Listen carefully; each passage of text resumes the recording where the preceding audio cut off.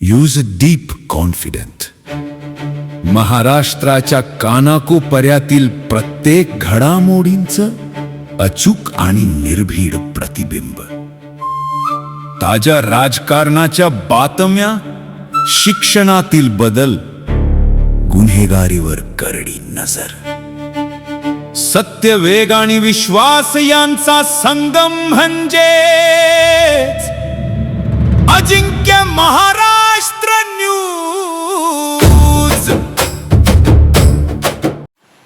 अजिंक्य Maharashtra news channel Pune. एक सामान्य माणसाची अनोखी सुरुवात.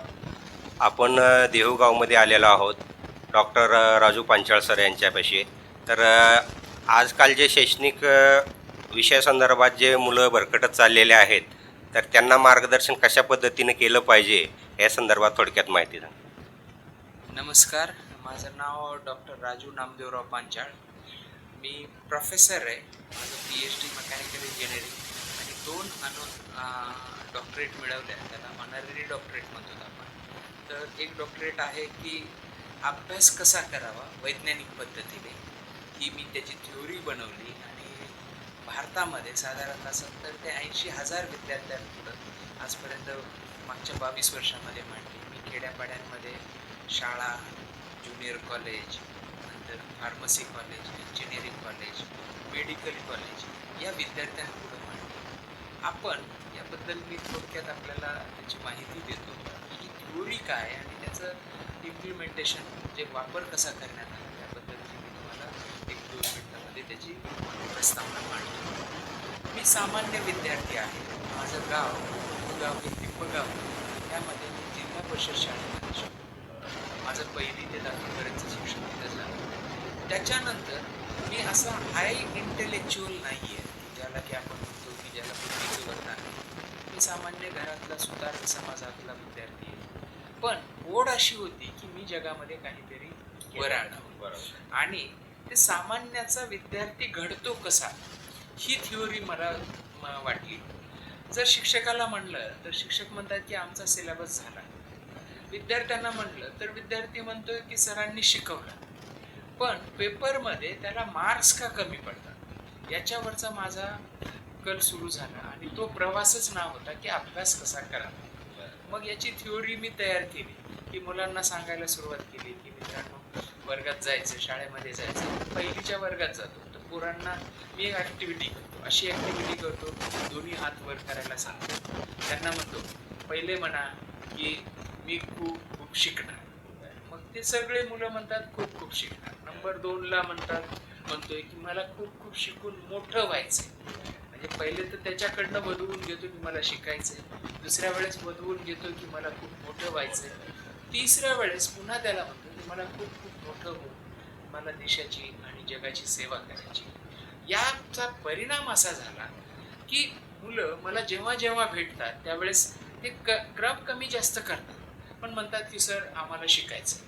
म्हणजेच त्याच्यामध्ये चेतना तयार झाली, त्याच्यामध्ये आपण एक उत्स्फूर्तता तयार झाली, तुम्हाला शिकायचं. आणि शिक्षण हे विद्यार्थ्याला त्याने म्हणलं तरच तो करू शकतो. आजकालच्या शिक्षण प्रणालीमध्ये आई वडीलच त्याला खूप मोठ्या प्रमाणावर फोर्स करतात. मी साधारणतः 70-80,000 विद्यार्थ्यांपुढे गेलो, त्याच्यामध्ये निवडक विद्यार्थी विचारतो तर ते विद्यार्थी म्हणतात की सरळ सर माझे वडील म्हणतायत मला शिकायला. तर मला सगळ्या पालकांनाही अपील करायची की आपण विद्यार्थ्यांना फोर्स न करता जे काही शिक्षक आहेत, जे काही मोठी माणसं आहेत, त्यांना म्हणा की तुम्ही कसे शिकलात एवढंच सांगा. आणि मी एक मोहीम चालू केली.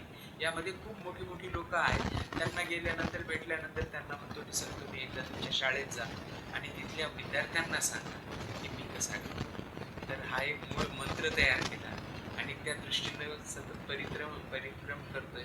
त्याच्यावरचे मी जिथे पुरस्कारालाही जातो तिथे 5 मिनिटाचा वेळ आयोजकांना म्हणतो आणि सर मला बोलू द्या म्हणतो. तर मी हे तेवढं सांगतो. अभ्यासाचा मूळ मंत्र आहे की तो विद्यार्थी बसला पाहिजे, त्याची आणि पुस्तकाची मैत्री झाली पाहिजे. जर पुस्तकाची मैत्री झाली तर तो करेल.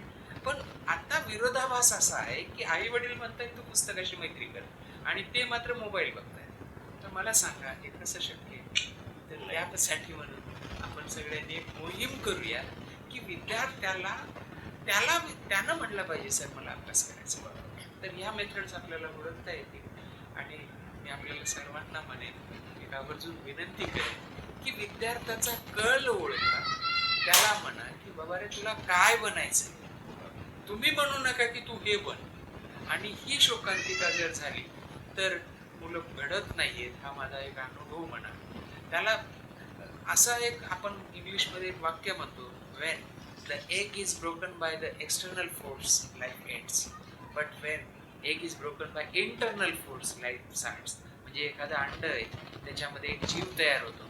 तुम्ही जर त्याला दगडावर आपटलं तर त्याचं जीवन संपत आहे, पण तो आतून जर आला तर त्याचे चांगल्या याच्यामध्ये पक्षामध्ये रूपांतर होते. तर मी आपल्या सर्वांना कळकळीची विनंती करेन की मुलांना जाणून घेण्याचा प्रयत्न करा, ना की मुलांवर हे सांगू नका की तुम्ही अभ्यास करा. तर ही एक माझी आपल्याला विनंती असेल. खूप छान सर, आपण जे विद्यार्थ्यांना आणि पालकांच्यासाठी जी माहिती दिलेली ही मोलाची माहिती आहे, त्याच्याबद्दल आमच्या चॅनलच्या वतीनं आपलं खूप खूप अभिनंदन. अजिंक्य महाराष्ट्र न्यूज चॅनल पुणे प्रतिनिधी कांताभाऊ राठोड.